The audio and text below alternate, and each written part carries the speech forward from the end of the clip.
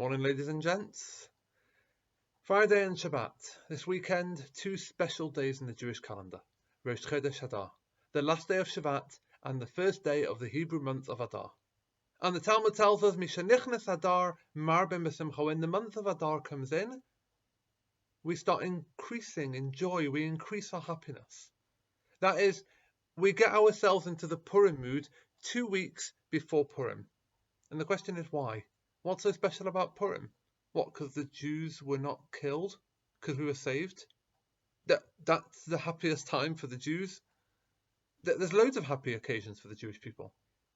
Month of Nisan, coming out of Egypt, we're not slaves anymore. Isn't that a seriously happy time for the Jewish people?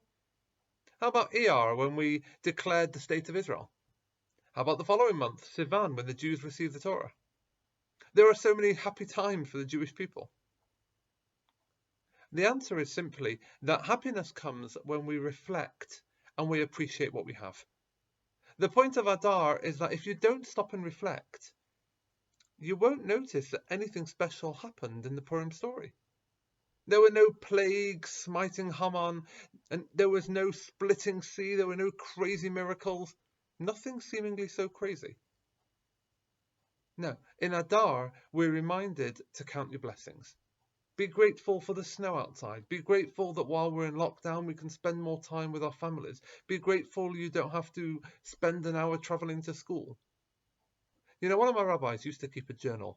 It was an old, worn, little black book that was tied together with like a rubber band, and he'd keep it in his pocket. And often we'd see him take it out and take out a little biro. He'd open it up and he'd jot something down. And then he'd put his pen back in his pocket and he would put the rubber band back on this little black book and he'd put it back in his pocket. And I was really curious. I never had the guts to ask him what it was about. And he never shared it with us. I never saw the inside of that book. I only ever saw him jot things down. And for months and months I wondered. And I asked some of my friends, do any of you know what's he writing in that book? Is it brilliant ideas that come to his mind? You know, maybe something for future speeches? And most of my friends had no clue. And one of them told me, he goes, oh, that's his happiness journal. I said, his happiness journal? They said, yeah. It's a little private thing. Whenever he's got something that he's really grateful for, he writes it down and he calls it his happiness journal. He never shared its contents with us. He never showed us the inside of that book because it was personal. My rabbi had a hard life. Hard things, difficult things happening to him. But I guess that this happiness journal worked for him because he was one of the happiest people I knew. Maybe this was his way of coping with life. But regardless, it worked.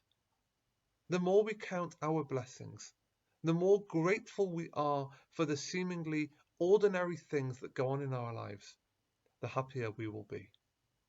Have a wonderful Shabbat, a wonderful week off school, and a wonderful month of Adar.